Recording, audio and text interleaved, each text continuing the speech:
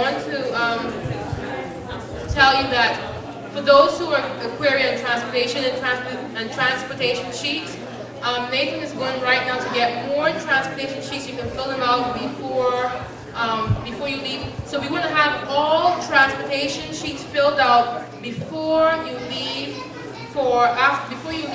to go for lunch.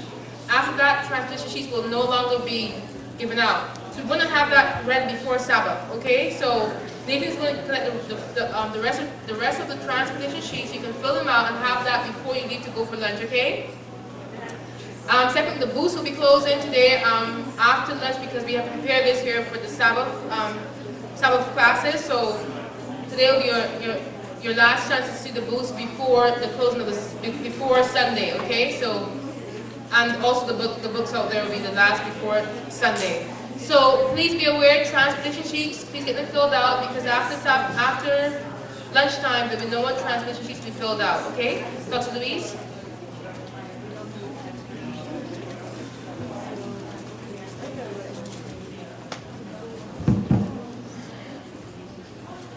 Good morning, everyone. Good morning. Can you hear me all right? Yes. Well, thank you for staying the whole week, and I have the privilege to have the last lecture, so I hope you're not burned out. I hope you still can stay with me for 1 hour. So the topic that I'm going to share with you today is the physiology of forgiveness. I'll try to cover with you what happens to us and to our body in two different situations. When we're facing some emotions like anger or grief or guilt or anxiety, and also what happens to our body after we just forgive and let it go. So I want to start talking a little bit about the mind and body connection. You've probably heard about this in a lot of discussions. Do you believe that the mind is connected to the body? Yes. Do you believe they are both independent and separate? And what happens in here in our emotions doesn't have anything to do with what happens to our bodies? This is something that is being discussed by philosophers for a long time. And there's a theory called dualism. And these philosophers say that the universe is explicable as two distinct and separate things. The thinking substance, which is the mind, and the matter. And they are different, and they are irreducible, irreconcilable. Two separate things. And also we have in evolution theory, they usually state that the body parts are somewhat independent and they have evolved separately. So sometimes you look into some articles about the development of the eye, and they say that the eye has evolved separately and it doesn't have connections in the evolution.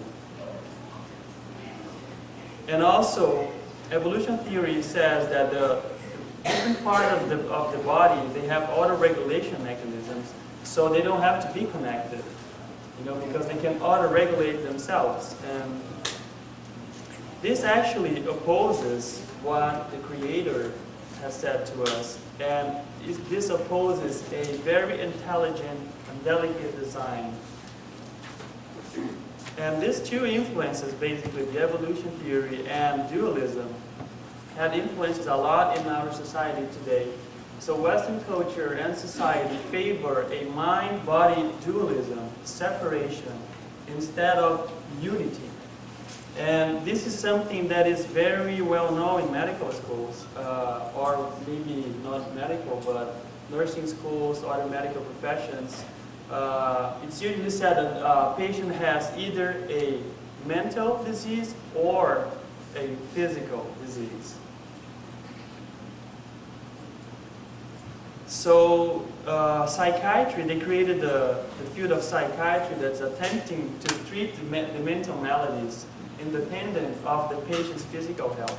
So if someone has a mental problem, they go to a psychiatrist. If they have a physical problem, they go to like regular doctor. And this creates some problems. What happens if you have someone that has anxiety and hypertension? So psychiatry is going to take care of one part, and cardiology is going to take part of the hypertension. Are they connected? So why do we split everything? You know, so there is this big tendency in medical schools trying to separate the body from the mind. And there's a lot of data lately. There's been some research being done about this. What's the relationship between these two? And one that is very interesting is how anxiety affects lactation. Who of you have kids here? Who are mothers? A lot of mothers. So after you had kids, what happened when you were very anxious? What happened to the milk? What? It disappeared, right? Why is that? Why, if the mother is anxious, the milk production decreases? So there's a lot of studies about this, and they're really showing that maternal state anxiety has a negative impact on breastfeeding outcomes. So the mother, after the child is born, she needs to have all the support and all the good environment, so she has low anxiety levels so she can breastfeed. If she gets all stressed out, if someone says, oh, your milk is not strong, oh, you're not going to be able to do this, you're not going to be a good mother, then the milk production goes down and it can cause serious problems. This study was published in Pediatrics, and also they did studies that if you counsel those mothers and you support them, this may contribute to increased lactation.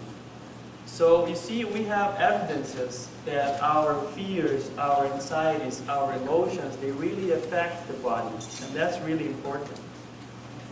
What does Christianism and the Bible say about that? The Bible never, ever separated the mind and the body and everything as very different things. We read in Proverbs 15:13, a merry heart maketh a cheerful countenance. So if you are feeling good, you're going to look good. But by sorrow of the heart, the spirit is broken.